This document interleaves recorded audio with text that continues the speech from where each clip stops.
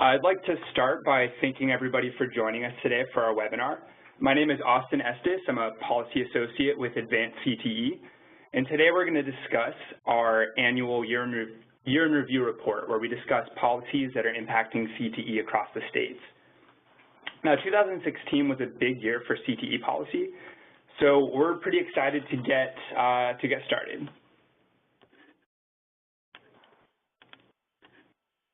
So for today's webinar, we're going to review key findings from the 2016 Year in Review report, which we released earlier this morning, and you can see a link to that report in the chat box. Then we're going to discuss some trends from 2013 through 2016 and forecast some priorities for the coming year. At that point, we're going to pass the mic over to Dwight Johnson from Idaho, where we'll have a chance to hear from some exciting new advancements that he and his team has taken this year. Afterwards, we'll open it up to some questions. So if you have any questions during the presentation, please type those into the Q&A box, and we'll make sure to address them at the end of the webinar.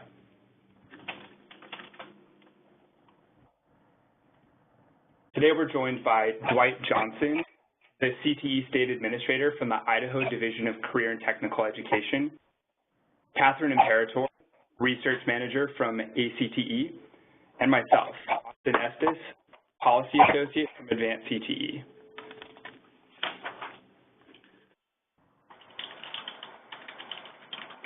This report is the fourth annual state policy review from ACTE and Advanced CTE.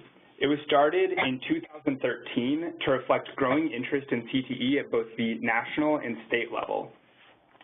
This year, we saw CTE and career readiness emerge as important issues in the 2016 election at state legislatures and in governor's offices. Now, as federal lawmakers work to reauthorize Perkins at the federal level, states are taking the lead and actively passing legislation policies related to CTE, career readiness, and workforce development. This report documents policies from across the states and provides analysis of emerging trends. The policies that are included in the report were compiled from a thorough review of a number of different sources, including state government websites, media stories, and compilations such as those prepared by the Education Commission of the states. And once compiled, the policies were distributed for review to state CTE directors and ACTE state association leaders, who then had an opportunity to review the policy summaries and provide feedback on the accuracy and content. While we did our best efforts to verify the completeness and accuracy of the report, please let Catherine and me know if you identify anything that needs to be, that we might have missed from the past year. Policies that were included in this report include legislation, board rules, ballot initiatives, executive actions, and more. And just as a note, because 2016 was an election, we did see quite a few statewide ballot initiatives related to CTE and career readiness, and those are also included in the report. Policies that were included must have been passed in 2016, have a statewide impact, and be related to CTE or career readiness within the state, which means that policies that were passed in 2015 with an implementation date this year would have been included in the previous report and were not included in this report. Policies were tagged using 17 distinct policy categories. And I have to add, while many of the highlighted state policy actions have positive implications for CTE, this report is meant to be informational. So the inclusion of policies does not imply an endorsement from ACTE, from Advanced CTE, or from state CTE leaders. In 2016, we saw a total of 139 CTE-related policies passed across 42 states. Now, this is a slight increase from 2015, when we saw 125 policies from 39 states. This demonstrates a growing enthusiasm for CTE and career readiness across the country. And today, we're going to walk through some high-level findings and explore specific state examples. And to do that, I'm going to pass it over to Catherine. Thank you. Thank you so much. So, I'm Catherine Imperator. I'm with the Association for Career and Technical Education. And this chart is from our paper, and it illustrates the most frequent policy categories by number of states. that acted in that area, either through legislation, regulation, or other activity. And we see some continued trends here. Funding, industry partnerships and work-based learning, dual enrollment, and industry-recognized credentials continue to be popular this year as they have been in our past years. So we're going to dive in and highlight a few pieces of legislation and activities in these most common policy areas. Okay, so 28 states took action affecting CTE funding. Now, this is not only consistent with 2013 and 2014 as the top category, but this year it's an increase in the number of states who are sort of using their pocketbooks to pay attention to CTE. Funding is provided through a variety of means, so this includes appropriations, grant programs and scholarships, tax incentives. It's quite a variety. Two of the largest investments were the Strong Workforce Program in California, which allocates $200 million for non-competitive grants for community colleges when they join regional cross-sector partnerships with education and industry leaders. The grant is awarded with consideration of unemployment rates and CTE enrollment in a local area. Massachusetts, the Workforce Skills Capital Grant Program was created.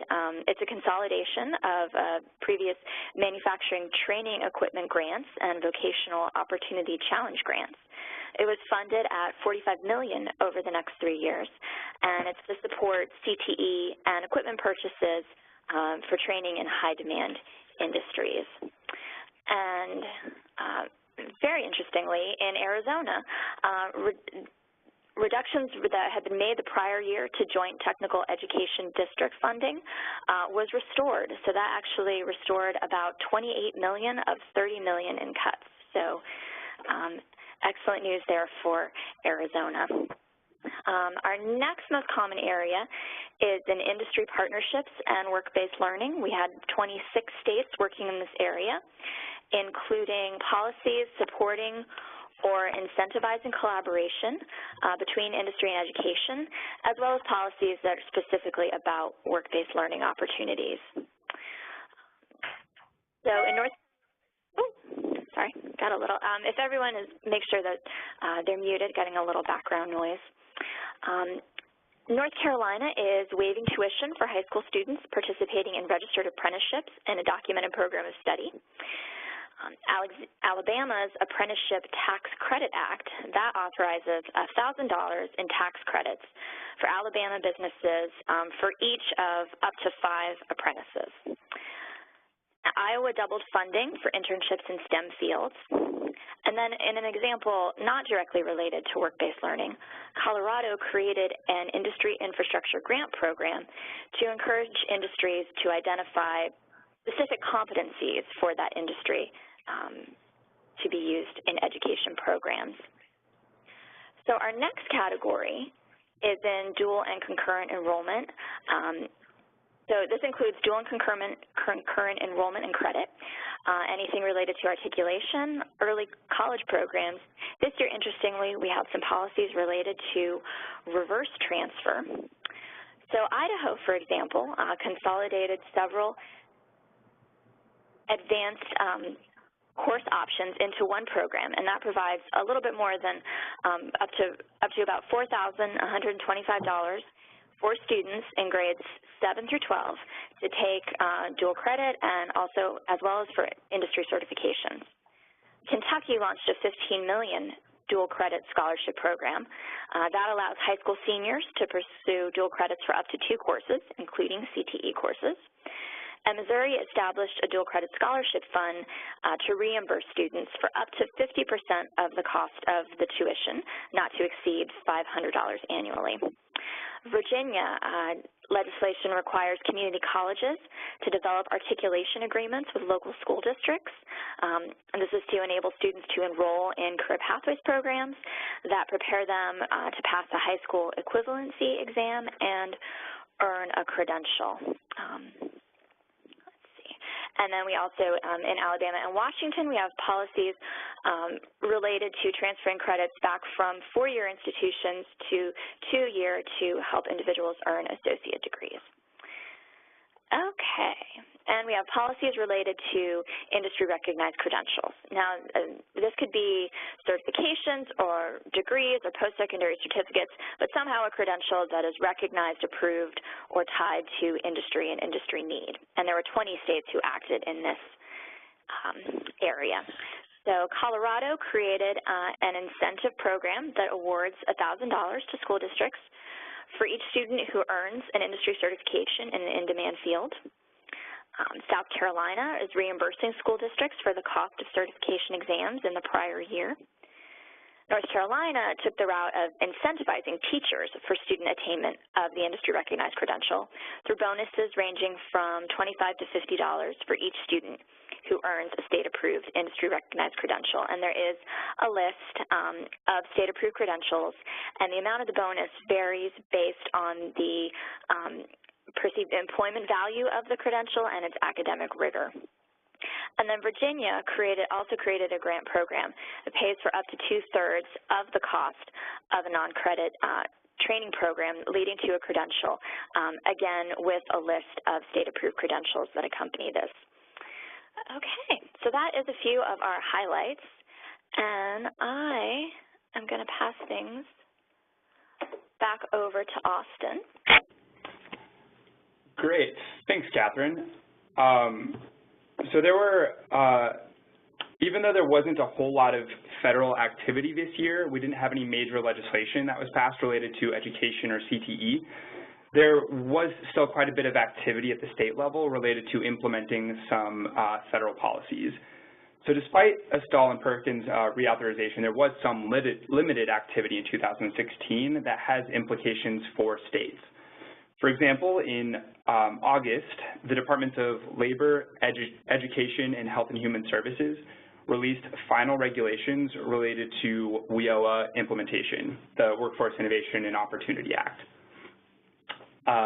Additionally, states submitted their final WIOA plans earlier this year, and 5 states, which include Delaware, Minnesota, New Hampshire, Ohio, and Virginia, submitted combined Perkins and WIOA plans. And we also saw states begin to lay the initial groundwork for implementing the federal Every Student Succeeds Act, which was passed in December 2015 and reauthorizes the Elementary and Secondary Education Act. ESSA is the federal government's largest investment in K-12 public education, and it provides numerous opportunities to strengthen and expand CTE at the state level. One example of that is through ESSA's accountability requirements, which requires states to evaluate schools based on 5 indicators, including 1 indicator of school quality or student success. States have the flexibility to choose what they measure for this indicator, and many states are beginning to explore ways to use ESSA accountability requirements to encourage college and career readiness. While we expect to see more activity in early 2017, when states begin to submit their ESSA plans to the Department of Education, we did see a few states pass policies in 2016 related to implementation of the Workforce Innovation and Opportunity Act, as well as related to laying groundwork for their state ESSA plans. For example, the West Virginia State Board of Education adopted a new A through F accountability system that includes a college and career readiness indicator. Specifically, the indicator values the percentage of 12th grade CTE concentrators and weights the metric at 10% of the final score for high schools. Additionally, Oklahoma in 2016 passed a bill that called on the State Board of Education to develop a new accountability system that meets federal and state requirements. In December, the State Board approved a new framework that adopts a 10% weight for a post-secondary opportunity indicator, which includes advanced placement, international baccalaureate, or dual credit classes, as well as internships, apprenticeships, and industry certifications. And while many states passed laws in 2015 related to the implementation of WIOA, we did see a few states that passed additional legislation in 2016 related to that federal law. For example, Nebraska passed legislation this year related to implementing WIOA.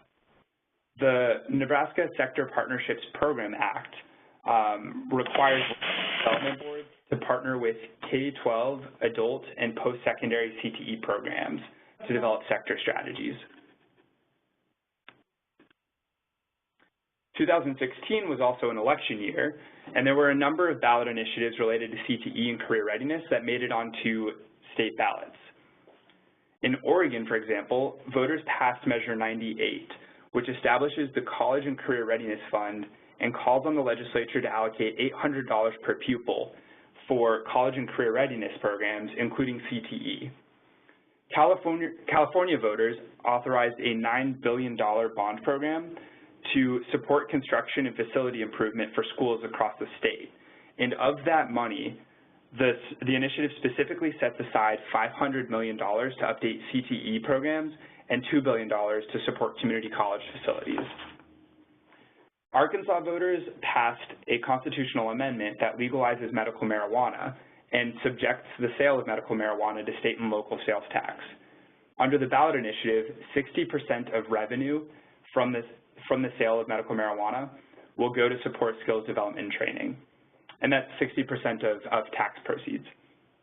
And then finally, in South Dakota, voters approved a ballot measure to revise the governance structure for the state technical college system.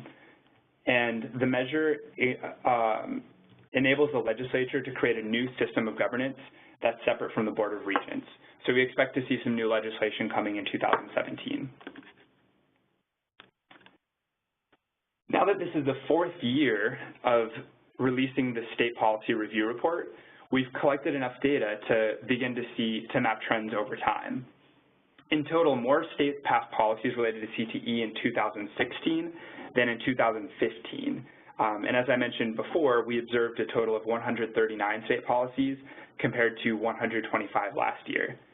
As you can see in this chart, there were similar levels of activity related to funding and industry partnerships from 2016 to 2015.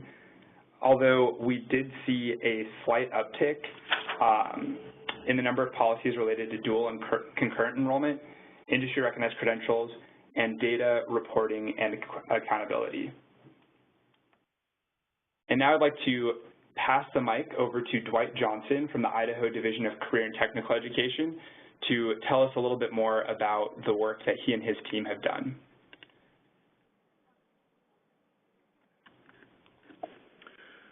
Thank you so much, Austin. We really appreciate this opportunity.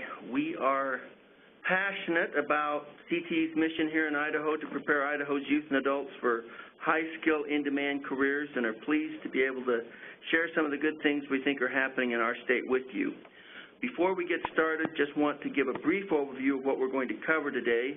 First, we'll review our organizational structure in Idaho so you can have some context, and then we want to review progress we believe we're making in 3 policy areas: enhancing CTE's image, increasing our go-to-college rate, and expanding our talent pipeline system capacity. So first of all, on our structure, Idaho's educational organization structure is somewhat unique in that we have a consolidated state board of education that oversees education policy from K through graduate school. The elected state superintendent of public instruction is a member of the state board and director of the K-12 Department of Education, and then the other 7 members of the board are appointed by the governor. The state's Board of Education also serves as the board of director or regents for all of Idaho's 4-year colleges and universities. And they also serve by law as the state board for career and technical education. So as the administrator of CTE, I report directly to the State Board of Education. Our division distributes almost $16 million to CTE programs in all of our comprehensive high schools, as well as to 17 career technical magnet high schools across the state. These CTE high schools have to have students from multiple high schools or multiple school districts attending, and they have to achieve higher quality standards in order to be eligible for additional resources. We also distribute approximately $48 million to post-secondary programs to our 6 technical colleges in Idaho, and those 6 technical colleges are located in 3 community colleges and at our 4-year institutions at Lewis Clark State College and Idaho State University, and then we have 1 standalone technical college in Idaho Falls, or Eastern Idaho Technical College. So that's just kind of an overview of our structure. One of our major initiatives over the past 2 years has been to enhance CTE's image. We have, as I'm sure all of you are aware, a legacy mentality with many of our students, parents, and stakeholders that believe that if a student can't cut it academically, then you're going to send them to a technical school or a trade school. And as you know, that just doesn't fit with the reality of today with the high-skill, high-wage, in-demand careers that are available through career and technical education. As we've addressed this issue, we are communicating that it is not an either-or proposition.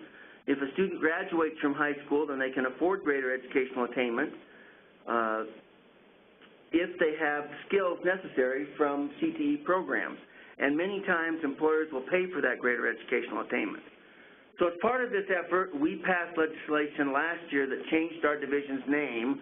We had been known as Professional Technical Education, so we changed that to Career and Technical Education so that we could capitalize on all of the good work that's being done nationally and on branding and image awareness here in Idaho.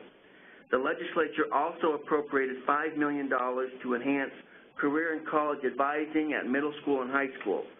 Currently, high school counselors are dealing with so many other important social issues that many times, through no fault of their own, career counseling gets lost.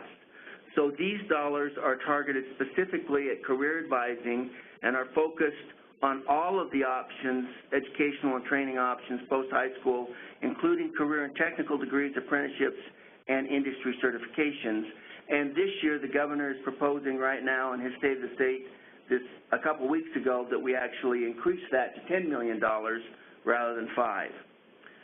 We've also developed a statewide communication plan that has multiple components to more effectively get the message out about the advantages of CTE. These efforts include a brand new website, earned media to get positive news stories about CTE successes, outreach and partnership with industry groups and chambers, regional legislative tours of CTE secondary and post-secondary programs, CTE program blogs with teachers and other stakeholders, and we're launching a social media campaign which we call our CTE Ambassador Program. Part of that effort is to develop video content about stories and success stories with businesses and students that can be shared through social media and in public presentations. So we want to share one of those videos that we've created with you to demonstrate this effort. So we're just uploading right now a video link to the webinar, and to view the video, please press the play button and ensure that you have turned up the volume on your computer as it will stream through your phone. The video is 2 minutes long, and if you have technical difficulties, we'll make sure that we can get you the link after the presentation. So please press play now.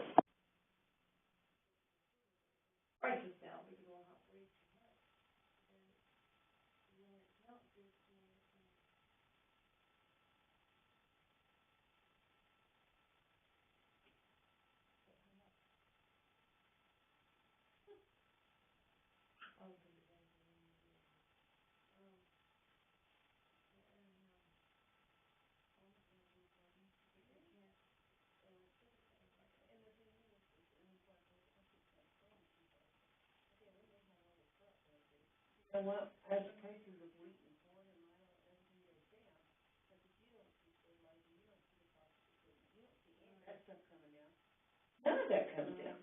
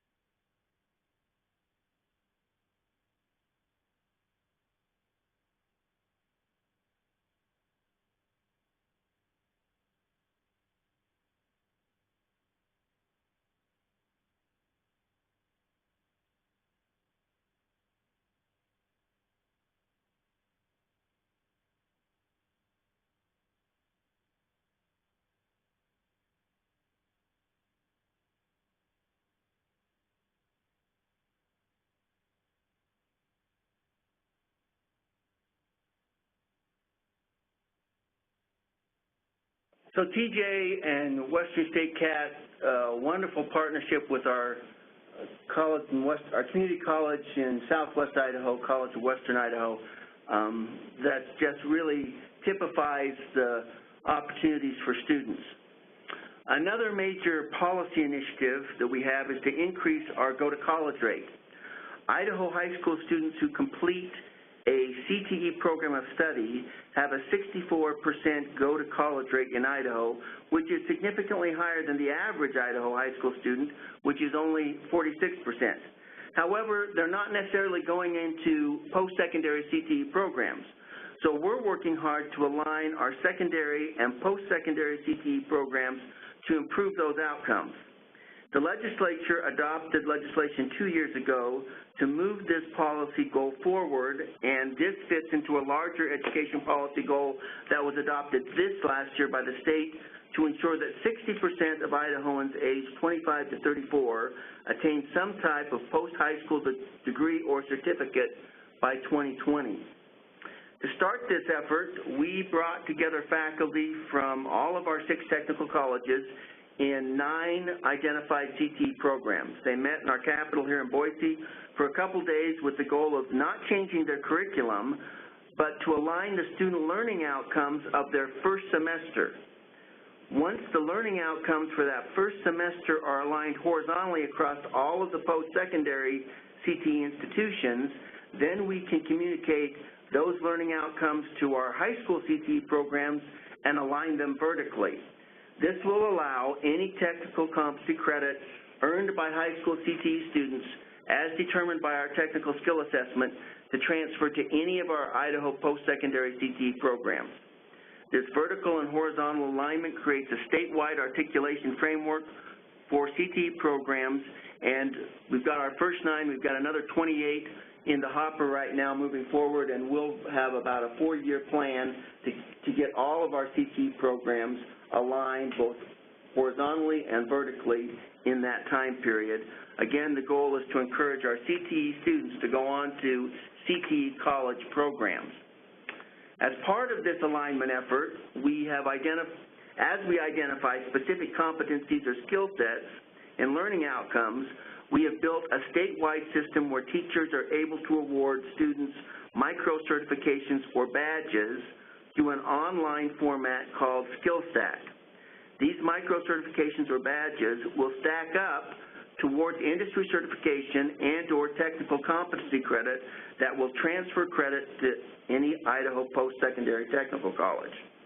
Students will be able to clearly see and track their progress within a career pathway and more easily communicate their demonstrated skills to employers.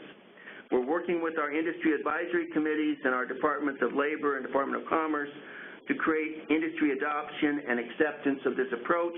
And again, we have a video link that we think really communicates what we're trying to accomplish well. So again, please press the play button, ensure that you've turned your volume up on your computer.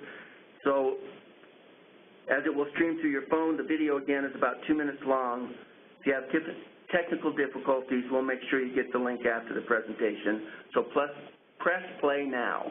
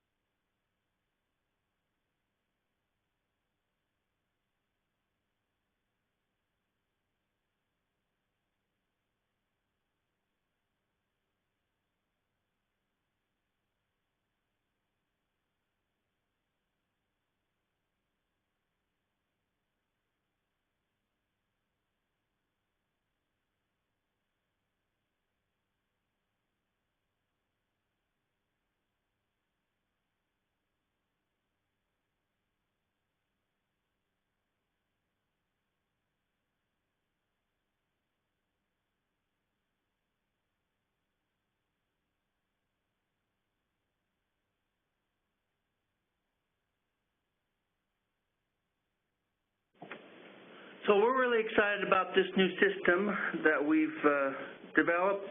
Obviously, competency-based badging is a national and even international phenomenon. We're excited because this is a statewide approach that we've adopted, not only using it for CTE, but for the entire state's academic process. Last year, we found out that Boise State University was going to develop their own badging system, so we engaged with them, and rather than develop a different system, they partnered with us, and now we have MOUs with all of our colleges and universities so that they'll be using this same platform for all of their badging that they developed. We're also partnering with our workforce training centers at our community colleges and technical colleges, so if they develop customized training for businesses, they'll be using this same skill stack badging approach as well. So that's really exciting. The last policy area we want to talk about is enhancing our talent pipeline capacity, and that includes enhancing our ability to demonstrate the return on investment of CTE funding to the governor and our legislature. And we're very excited about our success. This last year we had a 10% increase in our CTE state funding, which included an additional $3.8 million for our post-secondary CTE programs. The way we accomplished that was that we focused on 4 occupational areas and identified 30 programs in those occupational areas at the 6 technical colleges where all of the graduates in those programs had a 100% placement rate in high-wage jobs, and where there were waiting lists to get into the program. So working with our Department of Labor, we identified there were 2,200 annual job openings in these occupations in Idaho, for which we graduated only 542 students to meet that demand the prior year. We also identified that there were over 850 students on waiting lists to get into these programs. So with a 10% increase in funding, that $3.8 million, we believed we could deliver an additional 410 student capacity within those programs by increasing faculty and equipment, which would cut the waiting list in half and deliver a 76% increase in our student supplies to meet that job demand. The legislature and governor responded very positively to that approach, appropriated those dollars, and this last fall we were able to deliver 407 new student enrollments into these programs. And that's just the beginning, because we weren't able to hire all of the faculty in time to launch all of the 30 programs that we had, or expand all of the 30 programs. So moving forward for next year, we will well exceed that 410 student benchmark that we had set. And this success sets us up very positively for a second round of funding that we're proposing in our current legislative session. But that also leads to another major challenge that we have in increasing capacity, and that is a shortage of CTE teachers. So the very last thing we want to discuss in expanding our capacity is our efforts to attract and retain quality CTE teachers. We have, as probably you have, 2 different pathways for attracting teachers within CTE programs. One is the traditional 4-year degree teaching route. The other is to bring people into the teaching profession from the private sector as second or third careers. We identified some significant barriers in Idaho to attracting people from the private sector into the teaching profession. The first is that they normally have to take a substantial pay cut to become a teacher, and the second is that they have to pay $4,000 to $5,000 out of their own pocket here in Idaho to pay for 3 college courses during their first 3 years as a teacher in the classroom about classroom management and pedagogy and other things to help them be a certified teacher. So this last year, the legislature appropriated dollars for our school districts to pay an additional $3,000 in salary to secondary CTE teachers who come from the private sector and hold an occupational specialist teacher certification. In addition, we're starting this fall a different CTE teacher onboarding process so that we can deliver the needed pedagogy training without any out-of-pocket expenses for our teachers. We'll have a week-long intensive academy in August, and then a 1 Saturday a month seminar in each one of our geographic regions in the state with mentors who will also visit CTE teachers in their classrooms during the year to give feedback. They will repeat that process of a summer academy and a 1 Saturday a month seminar for a second year, and then they will be a fully certified, occupationally certified teacher. And we think this onboarding process will really help us in retention and teacher success in the classroom. So that wraps up our presentation. We've provided on this slide some links, some additional links where you can, if you're interested, explore some of these policy initiatives to greater degrees. And we appreciate the opportunity. We're excited about our progress in Idaho and feel the value of CTE can be summed up in 3 ways. CTE connects students to real careers, provides the talent pipeline for business, and makes education meaningful through applied learning. We appreciate the opportunity to share today and would be pleased to respond to any questions we have, so we'll pass this back to Catherine to moderate that Q&A.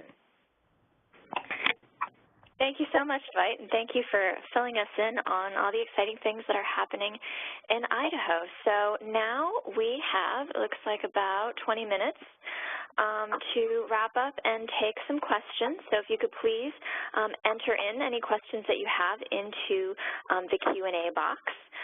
While people are doing that, I'll start with a couple initial. We did get a couple questions sort of about very specific content questions, so I'll refer you to the report for that if you're interested in, exactly what was happening in your state that we were able to find.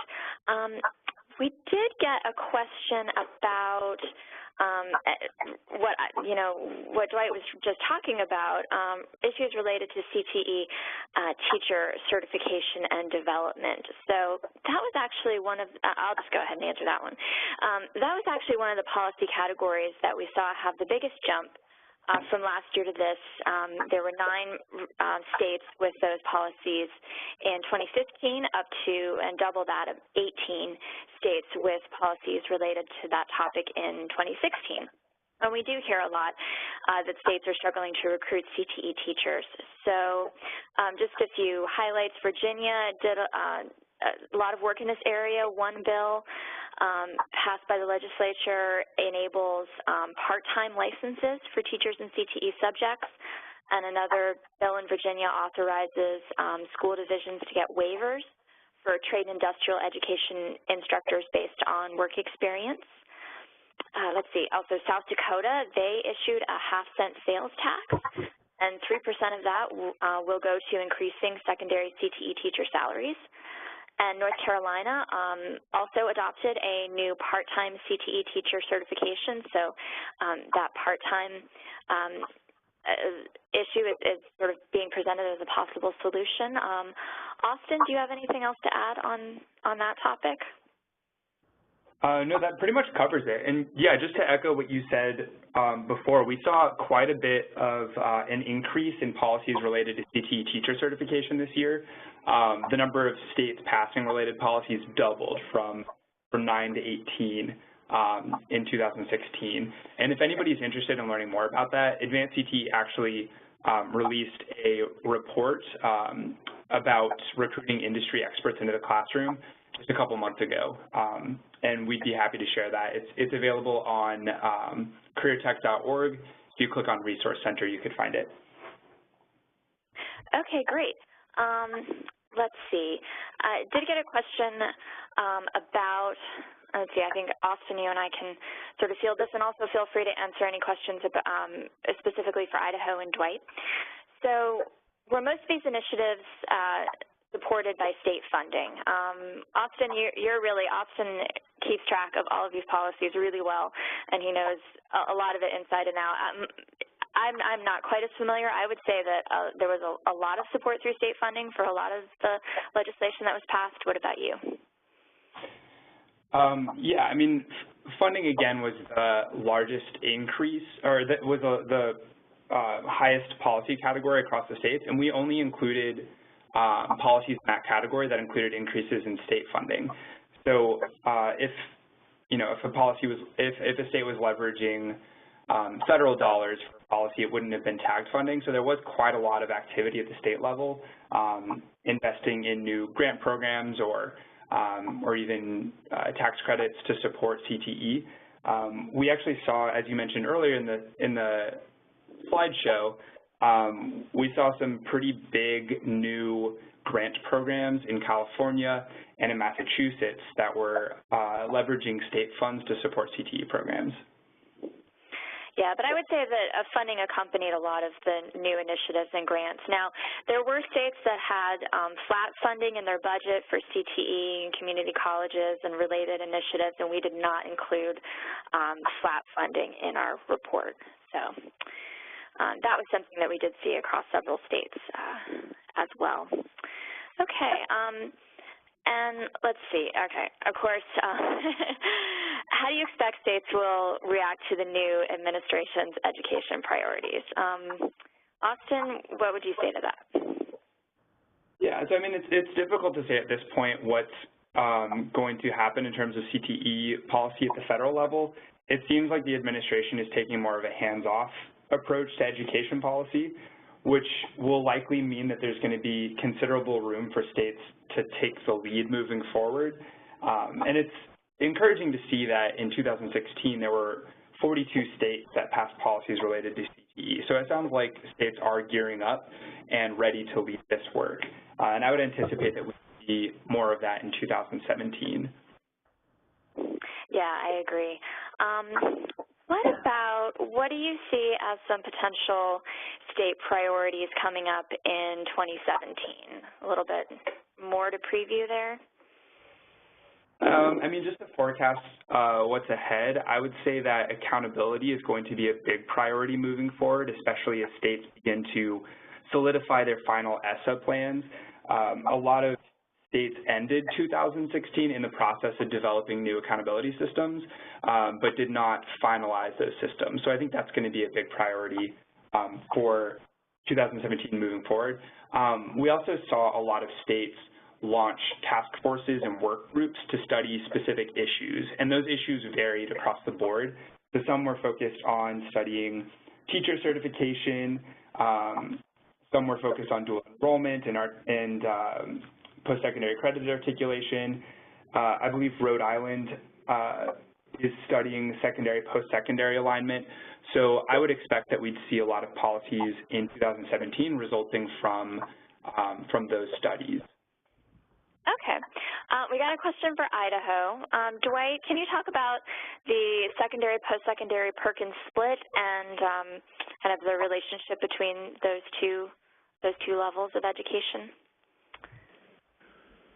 Well, our Perkins fundings, we split pretty much evenly between post-secondary and secondary. We get about $6.5 million in Perkins funding in Idaho, which we divide pretty much evenly between our secondary and post-secondary programs as far as funding, but we augment our funding with augment federal funding with significant state funding at both the secondary and post-secondary level. So for our secondary CTE programs, our general education budget in the state pays for all secondary teachers in a classroom, and that includes CTE teachers and classrooms for CTE programs.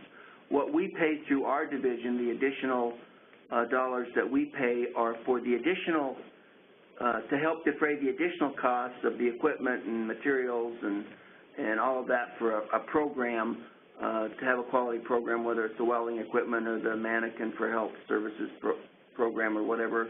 So we're dealing with the additional cost of that, plus we have additional dollars, as I mentioned, for those career technical high schools that are drawing students from multiple school zones into it, which have a higher quality standard as well.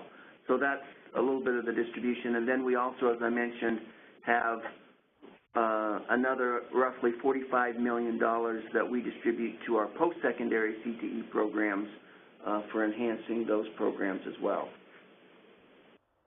Okay, great. All righty. Catherine, it looks like we got another question earlier about increasing youth apprenticeships in Colorado. Okay. I can just address that one real quick. So Great. Actually, this is one initiative that we decided not to include in the report. Earlier this year, JPMorgan Chase and Bloomberg Philanthropies partnered with Governor John Hickenlooper from Colorado to invest I believe, about $9 million collectively in expanding work-based learning and apprenticeship opportunities in the state. And that money went to a Colorado program called CareerWise, and then another program that operates out of the Denver public school system called Career Connect. The reason that we didn't include that in the report is because that was a philanthropic investment that was separate from from state policymakers. So even though they did partner with Governor Hickenlooper for that specific initiative, it wasn't covered in the report. However, it will be interesting to see, and we will continue to monitor that initiative to see if the Colorado legislature makes additional investments in expanding that program. Okay, excellent. All right, we have a question about middle grade CTE. What did we see this year and what may be happening in the future? And we did actually see the inclusion of middle grades in several policies related to career and academic planning and advising, the expansion of that down into the middle school grades. We talked about an Idaho piece of legislation for providing up to about $4,000 for dual credits, and that's for students starting in grade 7. We also see middle school is just kind of more increasingly mentioned as the part of the pipeline. Connecticut is trying to encourage manufacturing, and they specify, middle and high school students. So even when it's not something directly related to the middle grades, they are being brought more into the conversation. Anything else on that, Austin, that you can recall from the paper? No, I think that pretty much covers it. Thanks, Catherine. Excellent. Okay. So, a question about Idaho Skill Stack for Dwight. What kind of training in using this program is available for educators? That's part A. And then part B, is the program available in all of your state's high schools, and does it require a dual credit track? So I've got Wendy Sechrist here with us, who is our outreach coordinator and runs our SkillStack program, so I'll let her respond to that. Thanks, Dwight. So the first part of the question, I think, was what kind of training is provided to the educators to be able to use SkillStack. The platform is a pretty user-friendly, intuitive tool, and we've developed, if you go out to the skillstack.idaho.gov website and scroll down on the home page, there's I think it's an 8-minute video that we developed for educators to show them how to get their student rosters in the system and award badges. It is really simple. We also developed some, paper manual as well to go along with the video for those that preferred that. So the training aspect, we've partnered with our transition coordinators who work through our 6 community and technical colleges to help provide additional assistance to teachers in their regions if they're having trouble with SkillStack. But again, it's a very intuitive system. The second part of the question, Catherine, can you restate that? Sure. Let me get back to it. So is the program available in all your high schools, and does it require a dual credit track?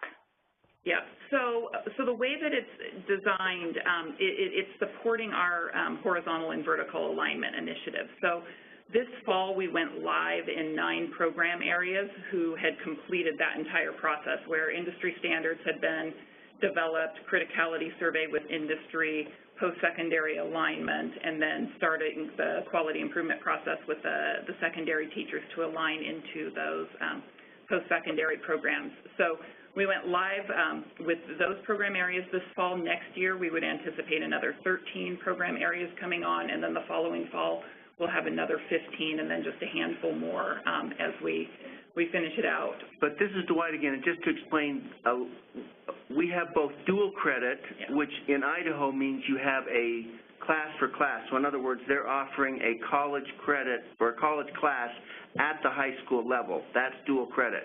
Our technical competency college credit is you can take those same learning outcomes and spread it over a longer period of time in the program of study. So you might take 2 semesters to get that, but then you can transfer to get that credit at the college. So we've arranged it so they can do both ways, and they can do that through, but the technical competency credit that is moved to SkillStack. SkillStack tracks, as the students earn individual badges, they stack into what we call our technical competency credit badge. So if there's, 5 individual badges that a student would need to earn in order to get technical competency credit for welding, at welding 101, then it's really clear as to what they have to achieve in high school in order to earn that credit. But those badges have value beyond whether the student ever articulates them for credit. They're also something that the students can use to share with industry to help them see what skills they have and get a job. So it serves dual purposes. It definitely supports our statewide articulation efforts, but it's also a great tool for industry to help them reach into a broader talent pipeline based off of skills. Great, and one more Idaho question. How do you measure the improvements in quality of the programs that's required to get the additional funding for the resources at your tech academies? Thank you for that question. We're in the process of developing those quality metrics right now specifically and upgrading them, but the metrics that we're looking at specifically are the pass rate of our technical skills assessment, which is our end of program exams for each one of our programs, workplace readiness assessment, percentage of students engaged in career technical student organizations or internships or apprenticeships, the go to college or go on to CTE program rate, articulation rates, engagement with technical advisory committees. Those are the metrics that we're looking at right now as a quality measure for those schools and programs. Okay, great. We have a question from Craig about online or virtual education, and I just flipped through the paper and I found one policy in Tennessee to provide supplemental virtual learning opportunities to students in school districts with limited course options, and that would include CTE courses. So that's what we had this year. Not as popular as I think that topic has been in previous years. Austin, do you have any further insight on online virtual access? Yeah, I would also add that, I don't want to speculate too much about 2017, but I know Virginia just recently introduced a new bill to expand virtual learning opportunities statewide. So we'll be monitoring that as well to see if it passes, and then we'll possibly include that in the 2017 year in review. Okay, great. Catherine, this is Dwight. I might also add that 2 years ago we did establish in Idaho what we call CTE Digital that we're using as an online secondary CTE platform to expand access, particularly in our rural schools that don't have the full breadth of CTE offerings. We have 5 courses right now that we offer on an online format, which include basically are focused right now on IT and healthcare. But nevertheless, so far, we've been doing it for we're in the fourth semester right now and have had 1,027 students to date participate statewide. Okay, excellent. So I'm going to take one more question, and I kind of saved the most difficult for last. And as we're talking about this, I'm going to move us, one more thing I wanted to talk about.